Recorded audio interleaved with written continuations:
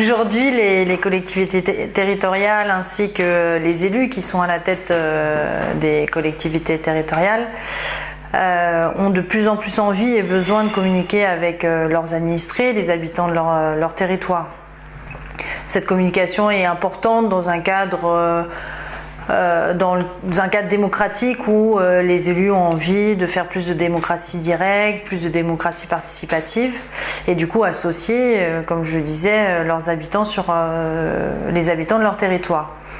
Pour autant, aujourd'hui, on fait face aussi à des médias parallèles, des communications parallèles et une certaine défiance et méfiance envers la communication institutionnelle et la communication médiatique des grands médias principaux. Donc aujourd'hui, les présidents, maires de différentes collectivités territoriales doivent jongler entre les deux et essayer de trouver le bon axe de communication. Et c'est cette mutation-là qui, à mon sens, est en cours et sur lequel il faut travailler précisément.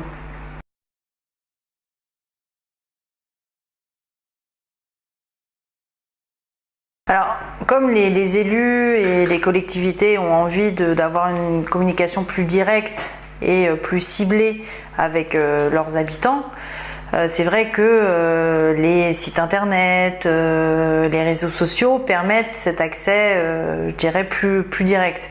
Pour autant, on peut sentir que les collectivités territoriales restent quand même assez frileuses car elles ne peuvent pas maîtriser l'ensemble des commentaires, l'ensemble des remarques qui peuvent être faites ou l'utilisation parce que les réseaux sociaux sont plutôt des médias assez libres que les gens peuvent s'approprier certes, mais ils peuvent se les approprier de la manière qu'ils souhaitent. Donc c'est vrai que les élus ont encore du mal à s'investir totalement dedans. Pour autant, le chemin se fait petit à petit et on ira vers une communication plus directe. Et à mon sens, il ne faut pas avoir peur de cette communication-là parce que ça permet justement à de nouvelles cibles type les jeunes, les personnes actives qui ne peuvent pas être touchées par un journal municipal ou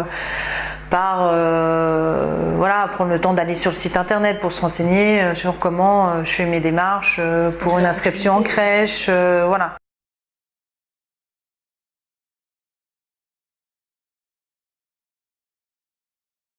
C'est plus ou moins quantifiable les résultats sur une campagne de communication. Quand c'est des campagnes de communication assez larges, type je fais attention à l'espace public, des campagnes de propreté, c'est vrai qu'on ne peut pas dire du jour au lendemain, tout d'un coup les gens ne jettent plus leurs détritus sur l'espace public ou font attention avec leurs animaux de compagnie.